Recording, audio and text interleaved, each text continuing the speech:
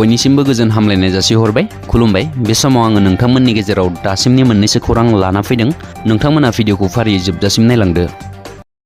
थारैनो मोनसे दुखुनांथाव बाथ्रा मैया इन्डिया आरो पाकिस्ताननि खेलाखौ नायना सासे क्रिकेटनि फेन्सआ थैबाय थैनाय सुबुंखौ शिबसागरनि बिटु गगৈ होनना मोनथिना मोन्दों भटियापारानि भास्कर ज्योति सिनेमा हलाव मैयानि मेट्सखौ नायहैदोंमोन बिटुआ बे मेट्सनि लास्ट अभाराव बिटु गगैआ हरखाब गोग्लैयो लोगो लोगो बिथांखौ शिबसागर हस्पिटालसिम लांनाय जादोंमोनब्लाबो लामा ससेयावनो बिथांनि जिउआ गोमायो बुंनो थाङोब्ला मैयानि इन्डिया आरो पाकिस्ताननि मेट्सआ थारैनो हार्ट ब्रेकिं मेट्समोन बिटु गगैआबो जानांगौ हार्ट एटाकजोंनो खेलानि लास्ट अभाराव गोग्लैनानै थैदोंमोन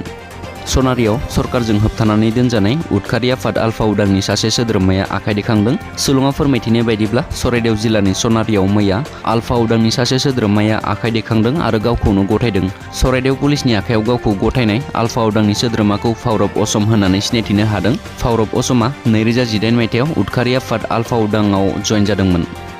साहा बागानाव फिन मोनसे जाथाय सोमजिदों साहा बिलाइ हानाय सिटिसि मेसिनाव हाबलांना आगसिनि आथिङा थबस्र' जबाय साहा बागानाव खामानि मावग्रा सासे लेबारनि बाक्सानि फातेमाबाद साहा बागानाव सोमजिदों बे जाथाया साहा लेबारनि मुङा फातेमाबाद सुखदेव लाइननि सुलेमान केरकेटा होनना मोनथिना मोन्दों गोब्राब थासारियाव साहा लेबारखौ बरपेटानि फकरुद्दिन आली आहमेद देहा फाहामसालिसिम लांनाय जायो जाथायथिलियाव बाबारि पुलिसा सहैनानै जाथायनि सायाव नायबिजिरदों मख'नो गोनांदि बिनि सिगांबो साहा बिलाइ हाग्रा मेसिनाव हाबलांनानै गोबां लेबारफ्रा गावनि देहानि मोनफा मोनफायै अंग खोमानानै लानो गोनां जादों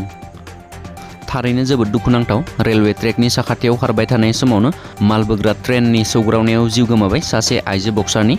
बे दुखुनांथाव जाथाया सोमजिदों उत्तर प्रदेशनि कुशीनगरनि पदुना नगर रेलवे स्टेशननि साखाथियाव मोनथिनो मोननाय बायदिब्ला कुशीनगर कुबेरस्तान थानानि बेन्दोंआव थानाय रहासुनि थागिबि अरबिन्द मिश्रानि फिसाजो एबा बक्सार मुस्कान मिश्राया सनिबारै फुङाव रेलवे ट्रेकनि साखाथियाव खारनानै एक्सारसाइज खालामबाय दङमोन नाथाय खारबाय थानाय समावनो आइजोआ मेंनाय मोननानै ट्रेकनि सायाव उनथिनाय समावनो उनथिंनिफ्राय जोबोद गोख्रैथि खारबोनाय माल बोग्रा ट्रेना मुस्कानखौ सौग्रावलाङो रेलनि सौग्रावनायाव गोब्राबै जोखोम जानाय मुस्कानखौ लोगो लोगो हस्पिटालसिम लांनाय जादोंमोनब्लाबो डक्टरा थैबाय होननानै फोसावो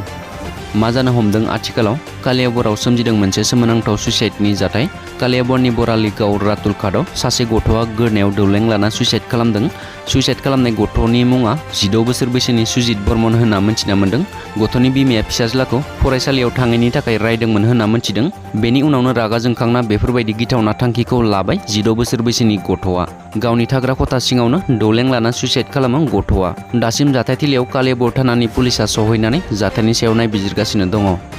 कलाक्षेत्रआव नङा बे खेबाव गवालपारा जिल्लायाव बेखेवदों मिया मिउजियाम गवालपारा जिल्लानि लखिमपुरनि दाबकार बिथायाव दुलाराय आसाम मिया परिषदनि गवालपारा जिल्ला समितिनि इन्डास्ट्रियाव मिया मिउजियाम बेखेवनाय जायो मख'नो गोनांदि मिया मिउजियामाव मियाफोरा आवगायनिफ्रायनो बाहायबोनाय मुवा बेसादफोरखौ दोनथुमनाय जागोन बे बेखेवनाय हाबाफारियाव मिया जनगोष्ठीनि माखासे रायजोफोरजों लोगोसे बाहागो लायो लिंहरजानाय गोबां आलासि आरो मिया परिषदनि दैदेनगिरिफोरा सरकारि साख्रिआवलाफोरनि थाखाय मोजां खौरां आसाम सरकारा गासिबो सरकारि मावफारियाफोरनि थाखाय 4% जर'खा दिवाली ब'नास फोसावदों दिवालीखौ लोब्बा लानानै सरकारि मावफारियाफोरनो जर'खा ब'नास फोसावदों आसाम सरकारा गिबि मन्त्रि डक्टर हिमन्त बिश्व शर्माया टुइटाराव टुइट खालामनानै दिवाली फोरबोनि बे ब'नासखौ फोसावदों मख'नो गोनांदि रायजो सरकारनि मावफारियाफोरजों लोगोसे हादरारि थाखोनि सरकारि मावफारियाफोरनोबो दिवाली फोरबोनि 4% जर'खा ब'नासखौ होगोन होननानै गिबि मन्थ्रिया टुइट खालामदों गुवाहाटीआव रेस्टुरेन्टनि बिगोमाखौ सासे बर' सुबुङा बुथारबाय बुथारजानाय सुबुंनि मुङा जाबाय खनजित मेधि बिथाङा भेटेनारि डक्टरमोन लोगोसे बिथाङा सासे बिजनेसमेनबोमोन बे जाथाया प्रतीक्षा हस्पिटाल खाथियाव जादों खनजित मेधिखौ बुथारग्रा दायनिगिरिखौ दायो दिसपुरनि पुलिसा हमबाय दायनिगिरिनि मुङा जाबाय सुभाष बसुमतारी मिथिनो मोननाय बायदिब्ला सुभाष बसुमतारीनि बिमाया बुथारजानाय सुबुंनि रेस्टुरेन्टावनो खामानि मावोमोन आरो बिमाया बिगोमानिफ्राय रां मोननो गोनां दङमोन बिमानि मोननो गोनां रांखौ लानानै सुभाष बसुमतारीया रेस्टुरेन्टनि बिगोमाजों नांलायनाय जादोंमोन बिमाखौ 4,000 रां मोननो दंमोन होनना मोनथिना मोननाय जादों बिमानो मोननो गोनां रांखौ बिगोमाया होआखैमोन जायनि जाहोनाव नांलायनाय जायो नांलायनायनि उनावनो रेस्टुरेन्टनि बिगोमाखौ कारनि साबिजोंनो गोदोनायाव थुनानै बुथारदों होननानै मोनथिना मोननाय जादों पुलिसफ्रा बुथारनायनि दायाव सुभाष बसुमतारीखौ एरेस्ट खालामबाय बिटिआरआव खुंनाय गिबि खेब इन्टार सिक्सेडेल काउन्सिल प्रिमियार लीग 2022 मायथाइनि फुटबल फाइनेल मेचआ मैया मोजाङैनो जोबलांबाय बे फाइनेल मेचआ बड'लेण्ड टेरिटरियेल रिजन आरो लाइ अट'नमास डिस्ट्रिक्ट काउन्सिलनि गेजेराव जादोंमोन बे मेचआव बड'लेण्ड हानजाया 1 गल सोनो हानानै लाइ अट'नमासखौ फेजेननो हायो दासिमनि खौरांफोरा बेखिनियानोमोन आसा खालामो नोंथांमोना भिडिअखौ नायनानै मोजां मोनबाय मोजां मोनोब्ला एबा नोंथांमोना चेनेलाव दिनैसो फैदोंब्ला नोंथांमोना चेनेलखौ साबस्क्राइब खालामलांनो दाबाव गोजोन्थों जय बर' हारिनि